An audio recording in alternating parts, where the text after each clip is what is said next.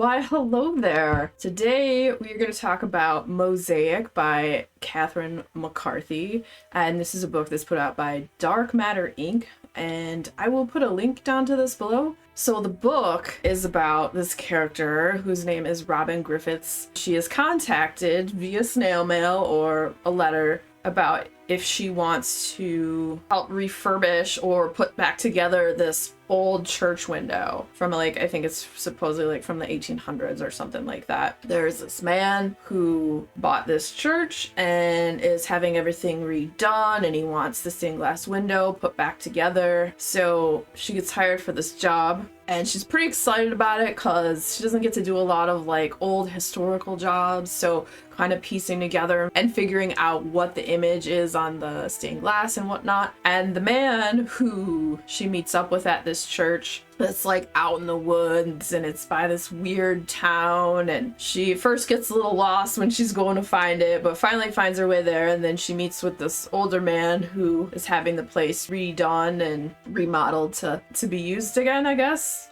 And his name is Jonathan Hargreaves. And when she meets him, he's wearing this linen suit, and he has on these sunglasses that have purple reflective lenses. And for some reason, this gave me such the Corinthian vibe from Sandman. You know, she meets him, everything seems pretty okay. And what's weird though is a lot of the stained glass pieces that were found, because they did find some of them, so she'll have some to help recreate this window. A lot of them were found outside in this little graveyard that's outside the church.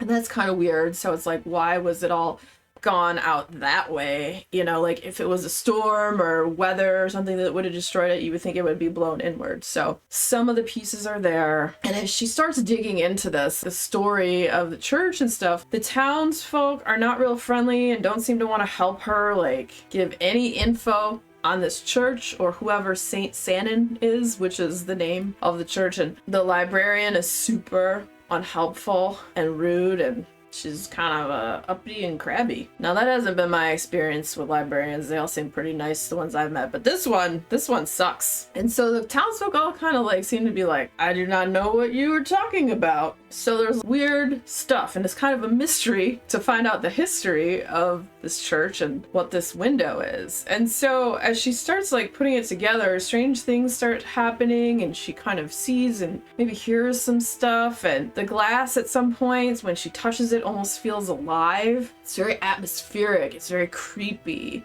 it's very strange. It's a weird religious horror. And it's nothing that's ever too scary or nothing really gory or anything like that in there. It's more you're trying to figure out the mystery of this church and who this Saint Sanin was and what is the image that is this stained glass window, because it's freaking weird. I'm not going to tell you what it is, but it's disturbing, and obviously it's disturbing and also entrancing to our main character, Robin. And as she's hearing weird stuff or seeing weird things, she kind of is in denial about it. And she comes from this family and has a really bad family history with her family, where she kind of broke off from them and divorced them. So she has a lot of trust issues, and she has a lot of maybe thinks that she reads into stuff too much, or she's got issues. So when weird stuff happens, she's kind of oh, I don't know. I really enjoyed it. I thought the characters were very interesting. I liked how the story, it was kind of chill, but I really liked that. And I liked the moodiness and the creepiness, getting into her going to this old church every day and then trying to dig into the history of it and rebuild this window.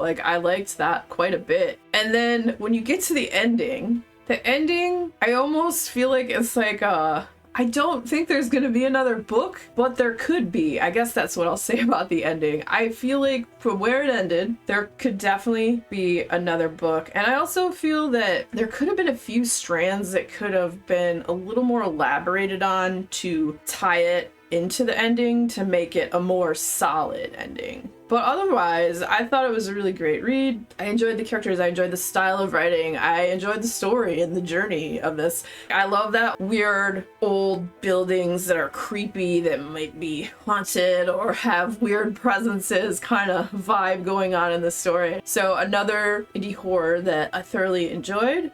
Mosaic by Catherine McCarthy. And if you are a fan of books that have a weird religious horror type vibe, next video coming up will be about that. So stick around, check it out.